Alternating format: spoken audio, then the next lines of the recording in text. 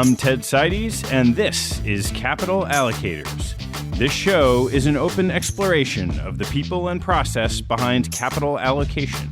Through conversations with leaders in the money game, we learn how these holders of the keys to the kingdom allocate their time and their capital. You can keep up to date by visiting capitalallocatorspodcast.com. My guest on today's show and on next week's show is Tom Russo, the managing member of Gardner, Russo, and Gardner. Tom and I sat down back in episode 16 to discuss his background and investment strategy in what was then one of the most popular episodes on the show. He oversees $13 billion in a global value strategy focused on family-operated public companies. Our second conversation is a two-part episode for this week and next. In the first, we talk solely about his holding in Berkshire Hathaway, a stock he first bought 38 years ago. The conversation covers Tom's initial purchase of Berkshire, company meetings, reaffirming his thesis and searching for disconfirming information, the genius of Warren Buffett, research on Mitek, cross-fertilization of Berkshire's CEOs, the subdivisions of insurance, public market investments, and regulated businesses, valuation, compensation, Berkshire after Warren, and Tom's sell discipline on the stock. We close with the teaser for next week's episode as Tom reveals the name of the first significant stock he's bought for his clients in 8 years. Before we get going, I want to give a special shout out to the listeners who have supported Capital Allocators with a corporate membership. These big hitters are all friends of mine in the industry who together rival the lineup the Yankees will bring to the plate this spring. My personal thanks to James Aitken's Aitken Advisors, AJO Partners, EJF Capital, H Partners, and Peter Kellner's Richmond Global for stepping up to the plate and hitting it out of the park. We also have individual memberships available for just $249 a year, where you can access the library of transcripts. Visit capitalallocatorspodcast.com to sign up. I greatly appreciate your support. Please enjoy the first half of my second conversation with Tom Russo. Tom, it's so wonderful to see you. Thank you. It's great to be back. We've talked about doing this, and we're just going to focus and dive in on this little company in Omaha. We're going to start there.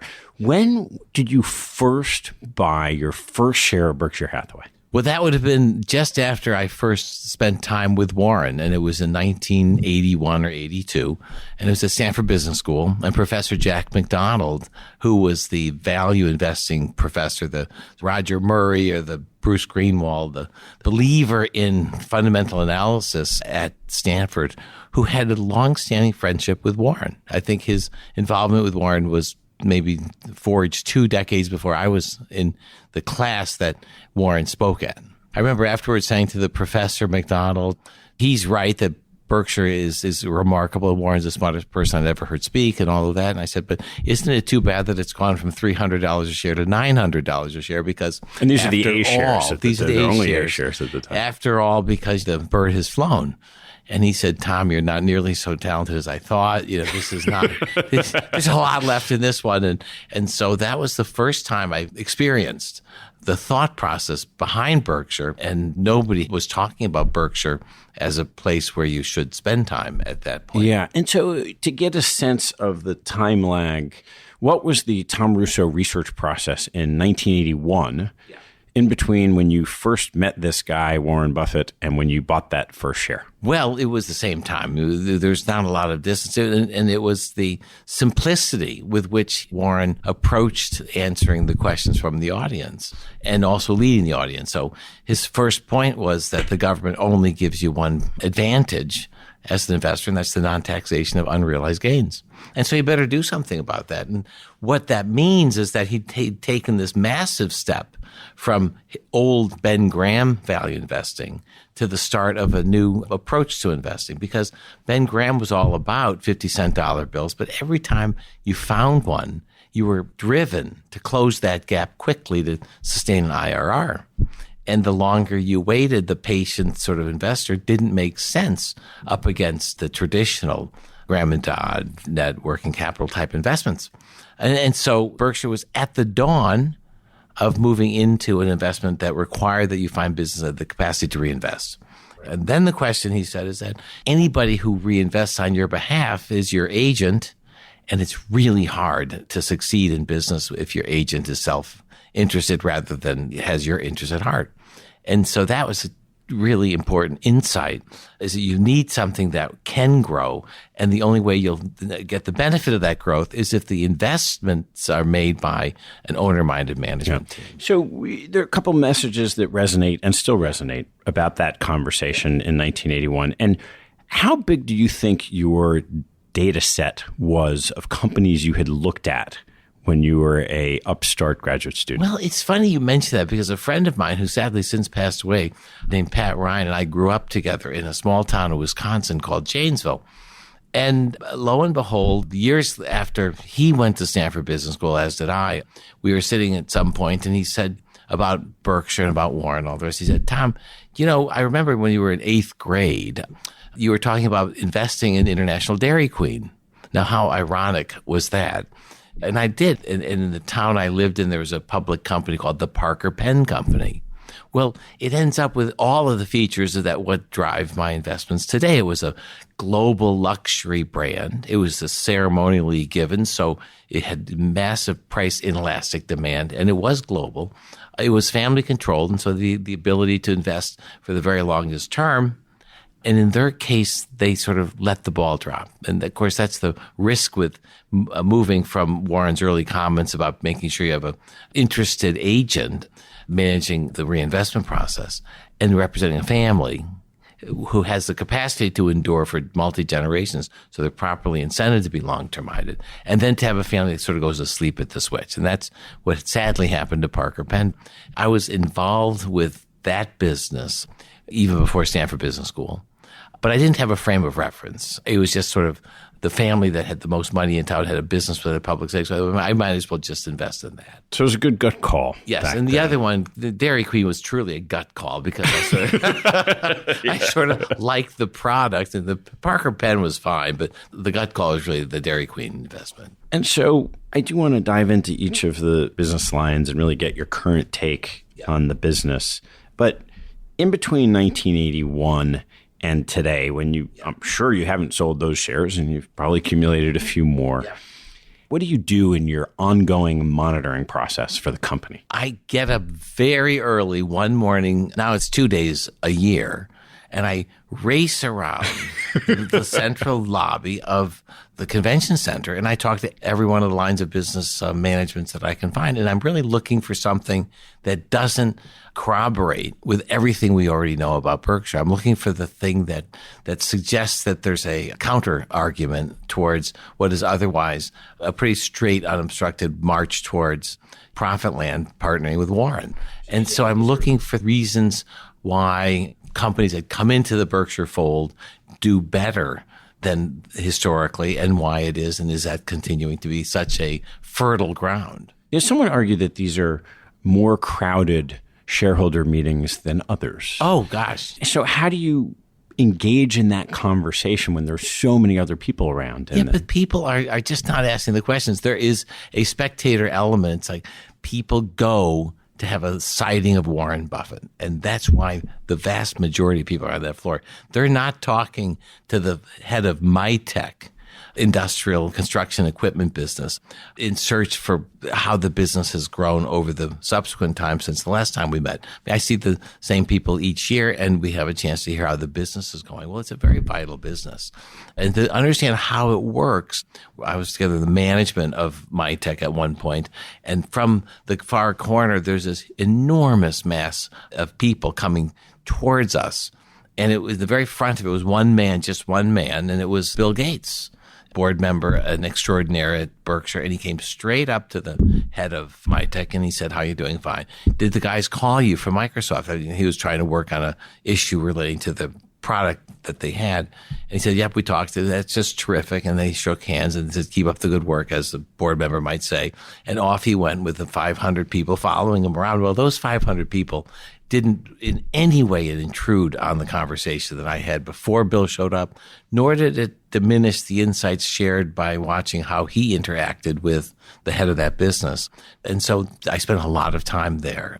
That's the best. Now, you also have a reaffirmation each year at the annual meeting about the core principles and high order valued principles. And whether it's Charlie Munger saying something like, you must remember that the things that made you great in the past may no longer be the things that allow you to stay great today, or much less become more great later. And at Berkshire, we're in the business of becoming more great later. And we have to recognize that just because the way they did business one way doesn't mean that it's going to be the same way going forward. Now, that was Charlie's observation around the appearance of IBM in the portfolio. And sure enough, IBM was a complete dud. However, it allowed for them to begin the journey to technology. And sometime later, instead of a $6 billion position in the dud, IBM, they have a $40 billion position in Apple. And they were willing to make that journey because of the core insight that Charlie shared at the meeting. And the sort of eureka moments at the high order insights are really frequent when you attend the meeting. Let's just dive in a little on, say, Mitek. Do you research each individual business to the best you can over the years?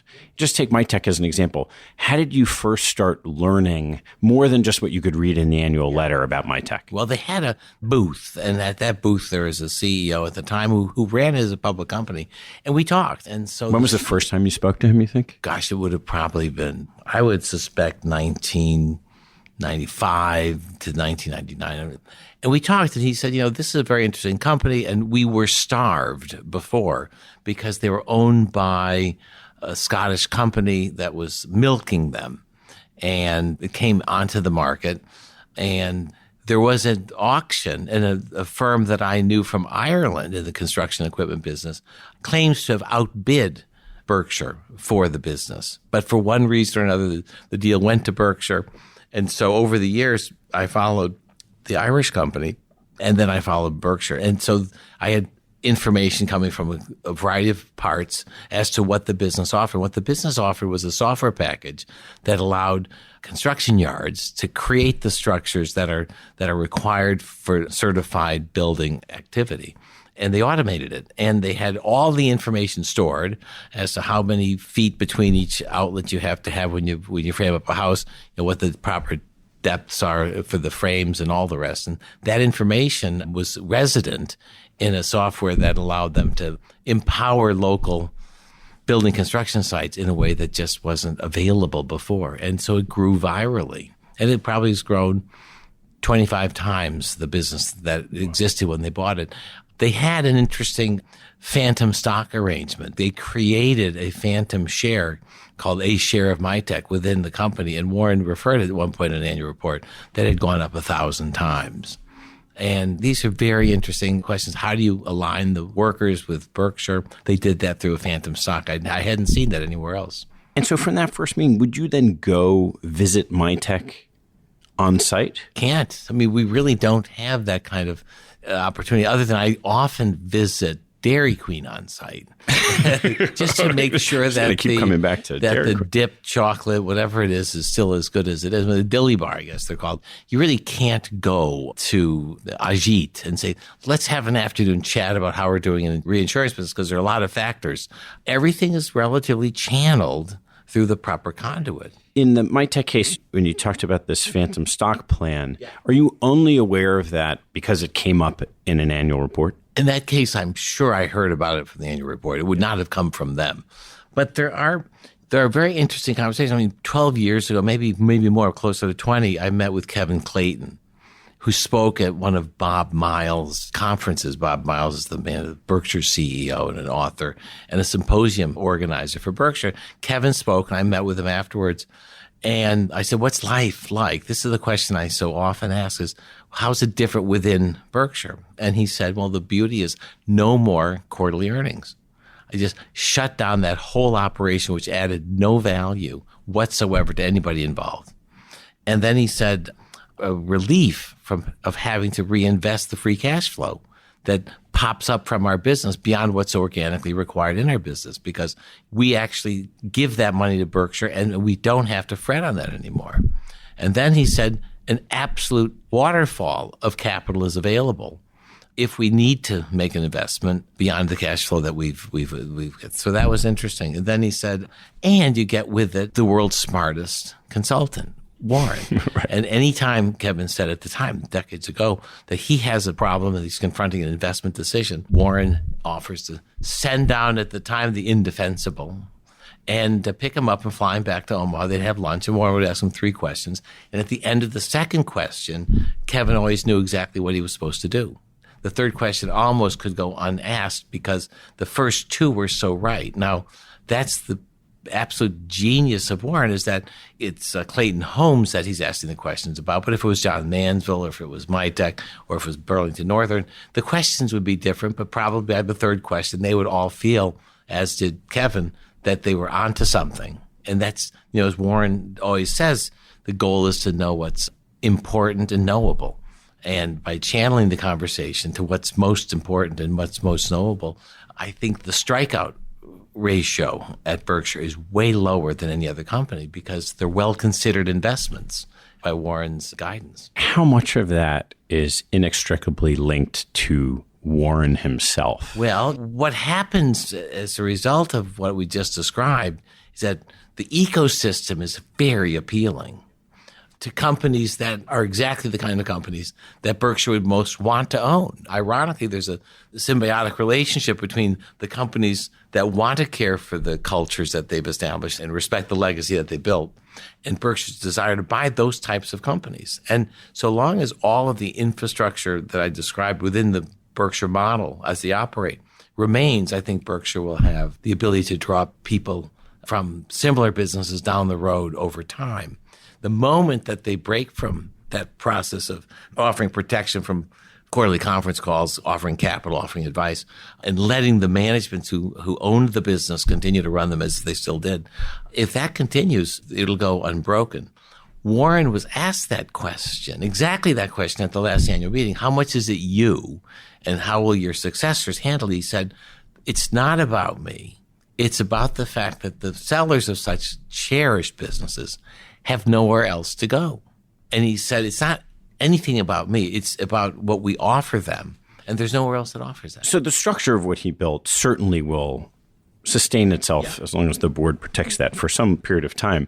The subtlety of you're talking about with this reaction of the CEO saying, Warren is the guy who asks those 3 questions. Does that matter? And if so, how far down the line does it matter? Well, I continue to ask the same question each time. And when I get to the smaller companies, call it Feckheimers, for example, they might say, yeah, we don't get the indefensible. I mean, the jet doesn't come and pick us up and take us back to talk about, because, Warren's now busier and indefensible. Oh, that's his. Yeah, that was the old name for the airplane that started Warren down the path towards NetJets ultimately.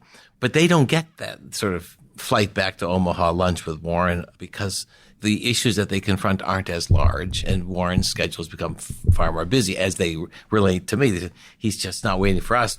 What they do say is that there are loose associations amongst the smaller companies where they gather or they share thoughts collectively in a crowdsourced manner to come up with those 3 questions. And they get assistance from each other in that score. And it's interesting at the same time, in a whole host of companies, Warren has one of his valued lieutenants, Tracy, as a board chair of so many of the companies. And so the combination of this collection of companies that consult one another in lieu of the fact that Warren probably wouldn't have time, as they do consult, then ultimately Tracy is aware, and then the awareness that she has helps alert Warren if there's something untoward happening amongst the smaller companies. And it's a nice structure, and it's something that I think can absorb growth. 2 or 3 years ago, we bumped into each other at Omaha and happened to see Ted Weschler, and we're having a conversation with him, and you were floating by him, hey, are you getting your CEOs together? And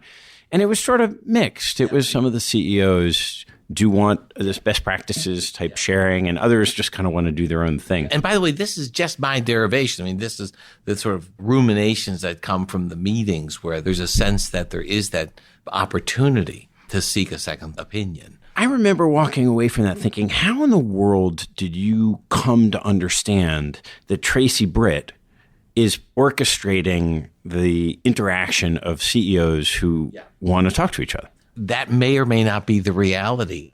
What I surmised was that there's a ability to speak amongst themselves, and that in, I think, maybe 4 or 5 portfolio companies, Tracy is the board chair or on the board. And so that is just a process. If they collect their thoughts amongst a half a dozen companies, and one of them has a company with Tracy on the board, that there's some flow of information that is valuable. But it's really derived. I've never had it confirmed, but it would make sense because those clusters can respond in a way that the Berkshire won't be able to over time, as the hub, which has long been Warren himself, is in the future shared by 2 heads, Ajit and Abel. We'll see. It'll be interesting to see if and how. Now, one of the things that Kevin suggested in the earliest meetings was just how independent Warren was about each business standing on their own. That was a really big early deal, and it evolved.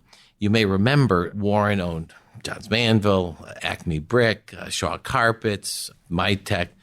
At so many levels, he owned businesses that could have been tied to Clayton. So Clayton, you should always buy your bricks from Acme. Well, Warren insisted over the years that companies had to compete for the business, that the internal crutch of a natural demand to Clayton homes for the Acme bricks threatened over time to lead to less than market tested outcomes because each of them knew that they had to deal with each other. So that actually was an important observation. In that context, American Express is part of the portfolio, and Borsheim's had, and Nebraska Furniture Mart had MasterCard and Visa, no American Express, because obviously each of them said, the premium is just not worth it for us. And Warren never insisted that they migrate over. And that was the world up until maybe 2 years ago when I ran into Kevin and we were chatting briefly and what's going on. I said one of the interesting things that they had done was they had realized that they actually, as an enterprise, had extraordinary needs that are diversely met for health insurance. And they had never really leveraged the presence of so many covered lives. And he said that they've started to. And they've started to pool together and then buy collectively across the divisions in a way that was historically, from what Warren asked of each division, was to stay independent and make sure that you're offering the best. And in this case, they pooled together for the first time. And does this ultimately tie in with what they've hired Atul Gawande to do across JP Morgan and Amazon? I mean, that's a fascinating development. And it probably does, because they started to think about their own needs more broadly. And they pulled those together. And I think Berkshire now has almost 400,000 employees, Amazon more, JP Morgan more.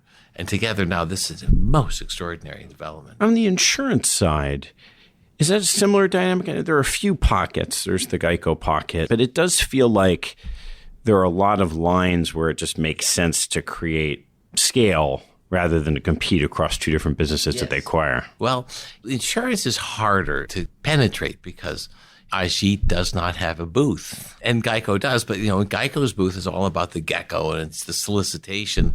You can do better if you sign up for Geico right now. And so it's the ease of access to capture new insured at the Coliseum that you come away with. But God, that's a fairly automated process and a very attractive pricing combination. So you can see real time how they're capturing business and then how they promote it. But you don't really get a sense of what they're thinking about. And I guess you see them extend it to motorcycles and to pontoon boats and to power boats and all that. So you do see them grow, but you don't really get a sense of what's going on inside Geico as you can inside Mitek.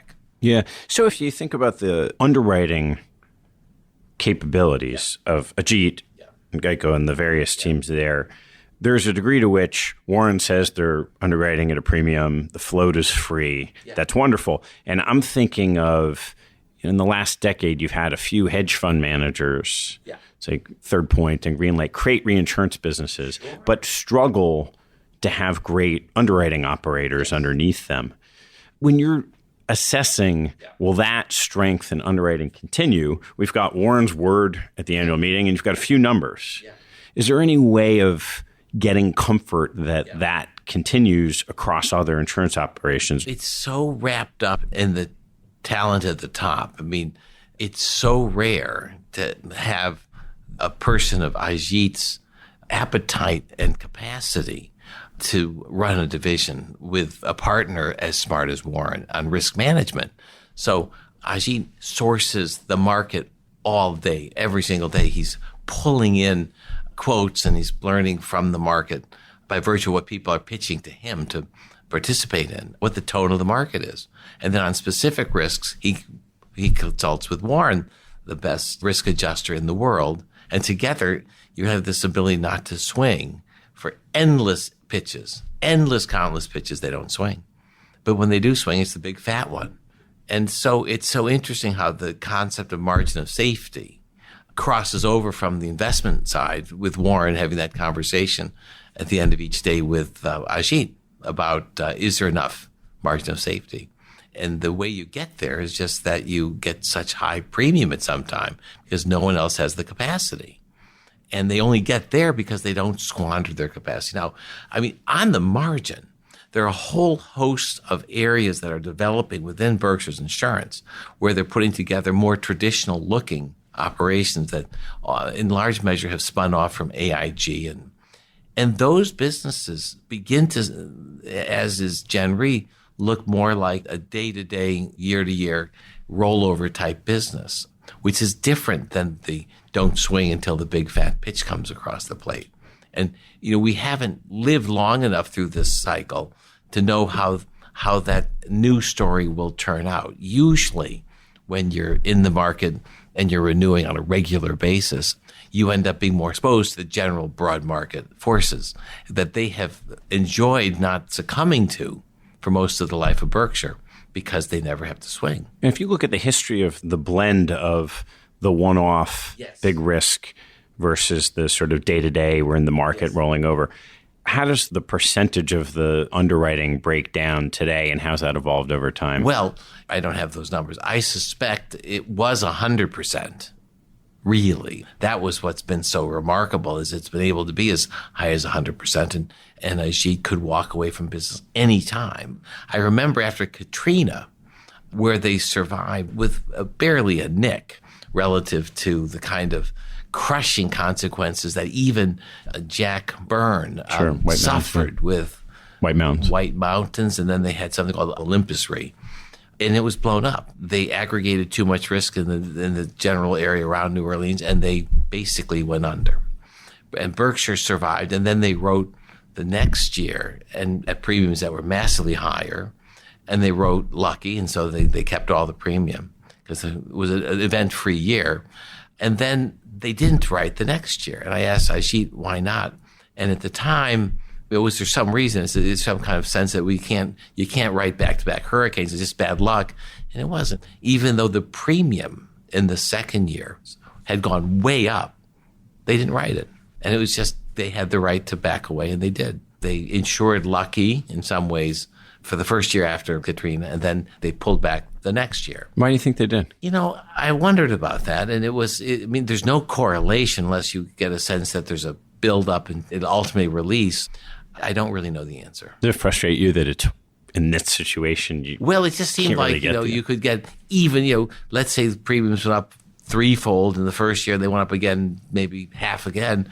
You think, well, it's no more risky and the premiums are much higher. But for whatever the signaling reason they wanted to establish, they found something else not to do. So I want to turn a little bit to the public market investments in the book with a particular lens to start, which is publicly reported today, Ted and Todd each manage something like $12 billion of Berkshire's assets. That's kind of what I thought, yeah. Which is roughly in the vicinity of the capital that you manage. How do you think about what they're doing and whether that's attractive? Yeah, well, Warren has said that these are both people who are blessed with the gift of knowing what's important and knowable. And so they don't operate outside that sphere. And that's a huge compliment, given that Warren's always stressed that that's the most critical skill to have. So that's one thing they're both endowed with. The other thing that Warren celebrates is even though their personal wealth is tied up exactly in the return on investments that they oversee, their time is not allocated entirely to that because they take on projects within the organization to which they add enormous value. Ted's closed countless transactions that Warren initiated, asked him to look at, and then walks away from it and knows that he never has to go back, but Ted will get the job done. Todd's, I gather from the outside, you spend more time with Todd than do I suspect, but has had a role to play in several of the very largest portfolio holdings, as well as one that may have migrated into the company overall, which is Precision Castparts. Yeah, Precision Castparts. I'm not sure, but that's my sense. It's Todd's too. But here you have these very talented investment minds that are managing their own portfolio, from which Warren can source his ideas as well, mind you, if he's sufficiently enamored by what they're describing. And then they give the benefit. Now, that's also beneficial to them as managers of their pool of capital because they become smarter through the process of lending their hands. So Todd's now on the board of JP Morgan, on the board of this healthcare venture. He's doing an enormous amount outside. Do you get concerned that Todd and Ted are just stretched in the sense that you manage a business, you're managing a large pool of capital. If you're taking on closing private transactions with what's known to be a really small team at headquarters, Warren may be this anomalous person who, by the way, was closing deals he says on a sheet of paper a long time ago. Deal making has gotten a little more sophisticated since then. Well, the notion of the ease with which Warren once closed, I remember hearing the story about an early insurance company that he bought, and he showed up alone, and the public companies that were looking to buy it showed up each with 5 representatives, and then a team, a dozen bankers with models before laptops. They had all these printed out situation analysis. And anytime there's a question, they had to thumb through thousands of pages and come up with their own model. Warren had it all in his head, and he knew exactly what the price was that he was willing to pay, no more, no less. And he bought it, and all of the others sort of fell away, but they really didn't understand the essential value, which was what Warren got to so quickly. And it's very simple when you have that capacity. It's not as simple. The answer to your question is what they have, which is exactly what Kevin Clayton celebrated and what Bob Shaw celebrated and what Mitek, not Mitek, but those two public companies is they don't have any reporting responsibilities outside of Warren in some ways. They don't meet with committees. They don't have to describe why it is that they like Amazon to people who may not have the capacity to even understand the essential value that they see in it. So the benefit of being inside Berkshire has also burdens because they're asked to do a lot of other things. Through those other things, they become smarter as investors. Warren has always said that he's a better public market investor because of his private market activities, and he's a better private market investor because of his public market activities. And each of them enjoy the same, and they will each become better at both sides of what they're asked to do. And yes, they may work a little more hours than they might otherwise like because of just the nature of the demand. By the way, they also have Munger Tolles.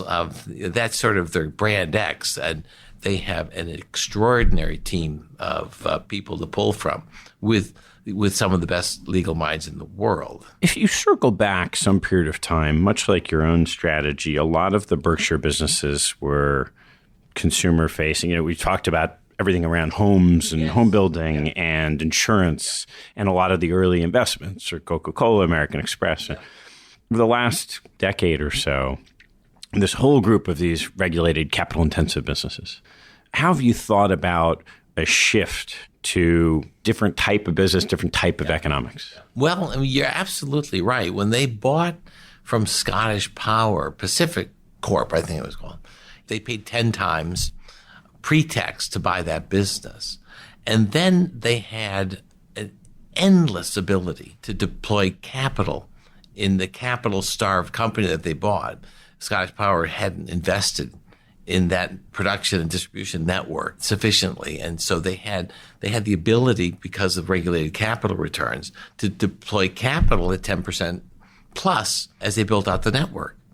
And that's an extraordinary investment opportunity where you have the ability to deploy more and more and more and more capital. Now, ultimately, you want to make sure that society doesn't change the terms on you midstream, because you're deploying capital because of your belief that you can deliver your power that you produce through your wires to your clients at the price that you demand. That gives the return, the average return that you're allowed for on your capital. But society has come along and said, really, that's a forced contract of adhesion, and you should give the user choice as to where they source their power. And then some of them might, like Wynn, for example, Wynn Casino might be in a particular part of the world where they're very close to massive wind and massive solar production capacity. And they may balk at having to pay the blended rate for the power that they get, when just down the road, there's a wind station that runs 24 hours a day in that particular market and could service their needs at a fraction, 5% of what the blended rate might be, the variable cost of delivering that. And that's a battle right now. They may have found a solution to it, but that's been litigated. And so you would hate to have the model which supported the deployment of such capital over the past decade or two of ownership change in such a way that that capital becomes stranded and no longer. You also have the prospects of PG&E, where there's a generalized belief that it'd be a nice thing if there's a forest fire to have the utility take on all of the liability of consequential damages after a fire, so long as their power station was responsible for arcing the original spark. It's a horrible open-ended liability, and one that society ought not likely to allow to exist, because it's game over for the utility that happens to have the ill fortune of a spark in a windy day. And so the answer is, it's a beautiful investment to pay only 10 times a business and then to deploy capital at 10% return going forward in a 4% rate environment. For a long period of time, Warren has talked about just the law of large numbers. Yeah. And there shouldn't be an expectation that they can compound book value or intrinsic value at the same level they did in the past. And this seems like it's a case in point. You're talking about this beautiful 10% return business, and years ago, he would have sneezed on that because it was only 10% return. Yeah, that's true. But 10 times pre-tax is a number that he's often said is where he finds value in purchasing businesses. And that the inverse of that is 10%. And don't forget that a 10% investment in Pacific Corp funded by float is a very different return than the same thing funded by high-yield bonds at 12% through Drexel. So he's had the benefit of capital sourced throughout the organization to support what looks like a modest compared to his historical performance. But, if you think back, in 1999, Warren had Bijart create a tie, which had the closing price of Berkshire at $5,200. And if you compound from that moment till today, I think the compound is about 8%. Embedded, you can check that number. What year was that? Between 99 to today. And then if you go back to 65, I think that's when he first starts to report. From 65 to today, it might still be 19%. The power of those early years relative to the difficulties of the subsequent years. Now, mind you, the subsequent years, we probably had 10 years of 0.5% borrowing costs. So to get 9% or 8% over that period of time against a benchmark that was sort of 0.5% for 10 years is still adding an enormous amount of value. It's just different. How do you think about valuation? I think the valuation is you'd separate it out into the operating companies and into the portfolio and give a little extra for the investment opportunities that come their way uniquely and for the capital structure benefits that they have through the insurance company and through the use of float to leverage the returns that you would get as just a traditional investor in the same opportunities that they see. It has not been as volatile as it historically had been. And so you don't have the same opportunities to buy Berkshire on discount as you once did. I think over its life, they've had a 50% drawdown 4 years over the period of time. We just haven't seen that. Do you have a back of the envelope or on a napkin valuation metric? I sort of do the standard approach where you value the operating companies at 11 times operating income, and then give float an enormous value. Now, Warren has said repeatedly that he would not sell the insurance business for book value plus float without the burden of paying tax on either. So float for Warren is a permanent funding source that he believes is the equivalent of equity. So just by valuing the insurance company at book value, for example, would massively understate it because of the float, which he has said he wouldn't give the business up for its book plus float at full value with no taxes. And so in your process, do you have a little spreadsheet or a model or a napkin where you're just writing down and updating what you think the value of the stock is? Yeah. And do you have a metric that says, if it gets this cheap, I'm going to buy more?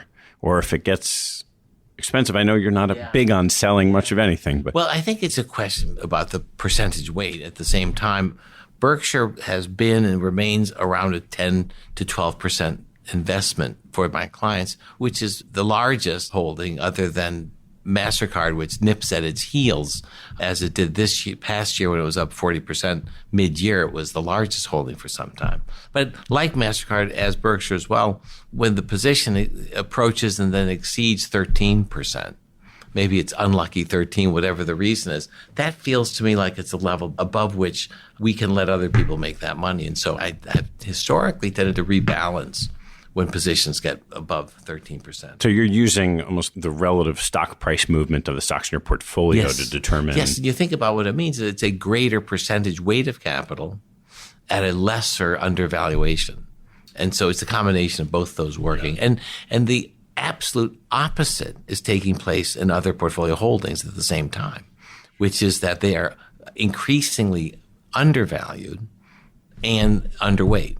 And so that's a metric that helps keep it from becoming such a large position. And then the world constantly reminds us, whether it's GE or any number of companies, Philip Morris is an example. What happens when people lock in on formerly productive investments and let them run to such a large percentage of the portfolio that they're just ill-equipped to handle the reversals? And in Berkshire's case, I could easily see a world where I'd be comfortable owning Berkshire and two other companies and just be hyper-concentrated. But I don't think you need to do that for investment advisory clients. In your sweet spot of these family-owned businesses, succession comes up and is a regular issue. How do you look at Berkshire's succession in its success compared to the many other businesses that you've owned? It's all about compensation. It's all about how Warren himself, over the past 30 years, has been the HR office of Berkshire Hathaway on the most critical decision that he can make, which is how does he incent the people who sit in the seats to do what's best for Berkshire and at the same time best for the businesses. And he says that he has 75 different CEO contracts that are typically 1 or 2 pages long.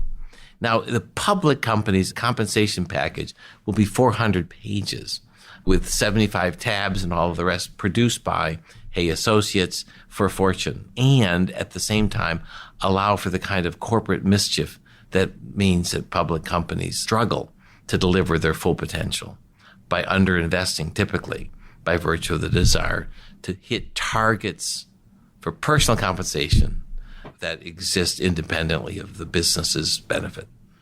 And that's a big deal. And that's what Warren's gotten right. Now, what's amazing is that almost the first responsibility that was handed over to the co-vice chairman was compensation. And so off the bat, at the start, both Greg and Ajit, I understand, were responsible for the compensation structure. They probably had good wisdom not to change the prior years by terms. Maybe they updated by price, but the fact is the model of how you incent. For example, in Geico, it may be by policyholder growth and combined ratio.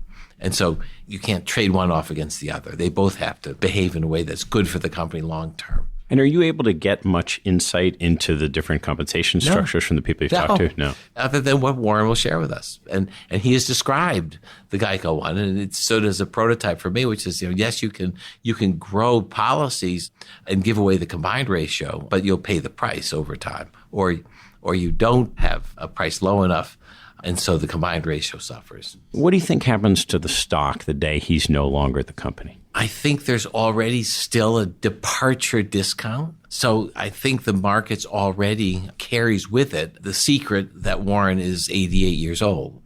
And so I think that the company is very critically at the moment engaged in share repurchase with the strong view that though it's always been an option, the fact that it had been underutilized over time meant that his successor in decision-making on allocation would always have struggled to hold forth to the remaining Berkshire shareholders the virtue of share buybacks when, in fact, it wasn't a component of wealth development over history. And so the announcement last year that they would unhinge the buyback to any kind of statement on book value premium meant that Berkshire could get at it. And they bought back a lot of stock. And I think we'll see in the fourth quarter that they continue to. And I think you sort of see billions of dollars. My hope is that magnitude of $2 to $4 billion will have been bought back so that it's undeniably the case that it's a tool going forward. And that gets to the question you asked, which is hopefully Berkshire will buy a lot of stock. That would be the right move. And then for me, longer term, since the world is increasingly holding Berkshire shares philanthropically, that over time I would love to see a big dividend so that those institutions with a payout ratio requirement can fund it through Berkshire's own dividend.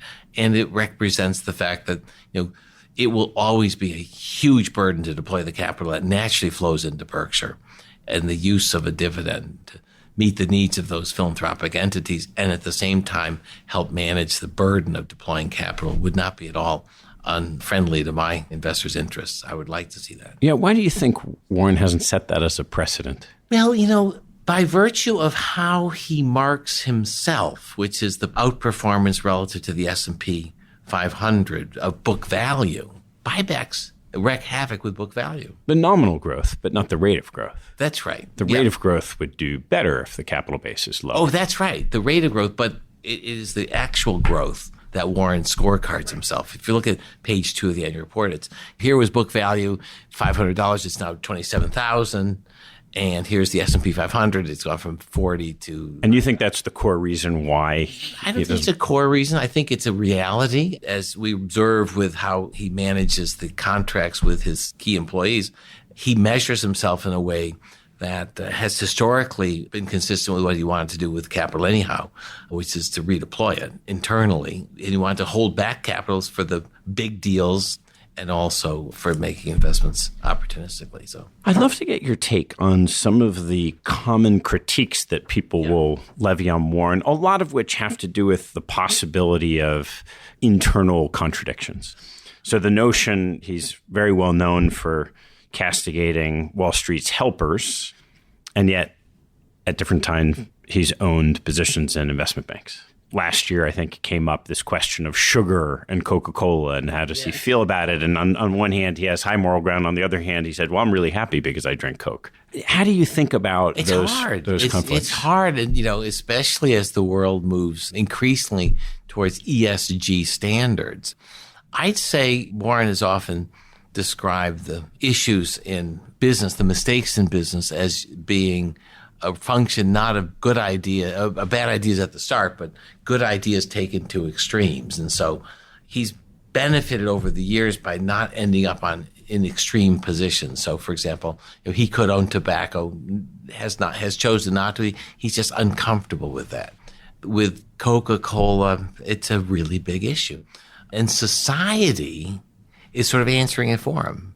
Coke's share price has been $44 a share down from, I don't know what the peak was, maybe 65, 70 bucks in 1989 or whatever it was. It's actually taken a toll on the performance of the company that he owns. And if you just go into any outlet today and look at what's happened to the beverage category, it was once an enforced Coca-Cola phalanx. And today it is chaos in terms of choice. And Coke doesn't participate in that because to the consumer who's drinking kombucha or something, they're just not even thinking about sugared soft drinks. Yeah. So that lends to the question of sell discipline. Yeah.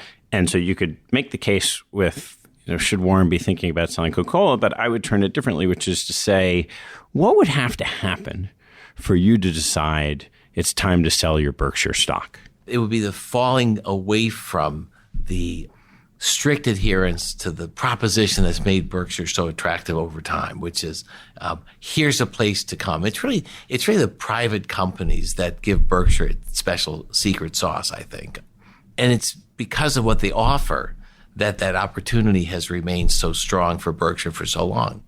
And if you get a sense that there's a wholesale rejiggering of the lines of reporting or that people have to fire 10% of all their staff or any kind of change that impinges upon that promise, it'll vastly diminish the value of Berkshire going forward.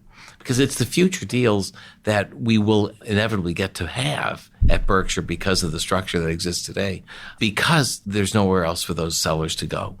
That makes Berkshire so valuable today. Now, it's interesting, Byron Trott has put together a vehicle that has some characteristics that allow people to unload parts of a business but still stay in control, to a whole range of options that he understands from his longtime service to Warren, how valuable those choices and those opportunities have been for Berkshire.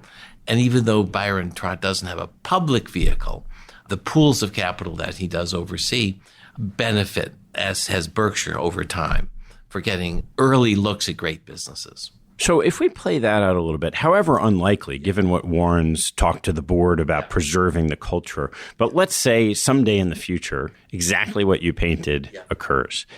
It's not going to happen quickly, right? You already own these businesses that fit. It's the incremental acquisition. You say, you scratch your head and maybe there's another one. And how do you suss out in a situation like that now is the time to move on? Well, it'll be through the same sources of information that I've always relied on within Berkshire.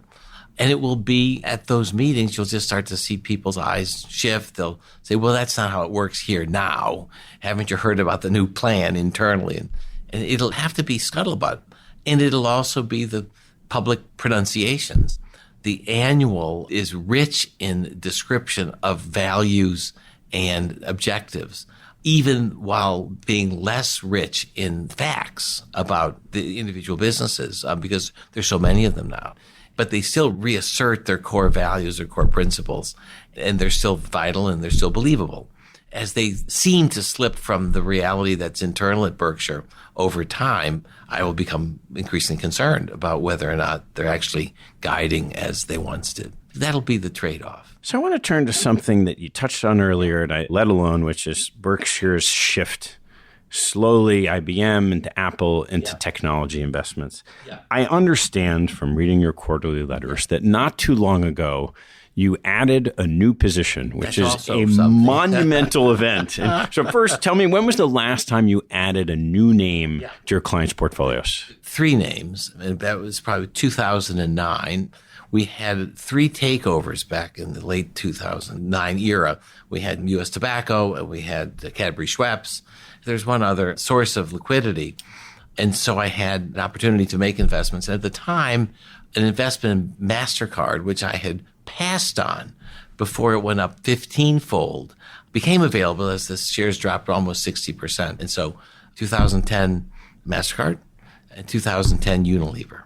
And then more recently was a small position in JCDecaux, which is a leader in global billboards and outdoor advertising, with a particular flair for the developing and emerging markets. So that was consistent with the fact that all of our portfolio companies relied heavily on the billboard advertising space for luxury goods and for beverages and all the rest, that we became familiar with that business. And 70% family-controlled company, built for the long term with losses up front that underwrite long-term gains for 15-year contracts. It's an attractive combination.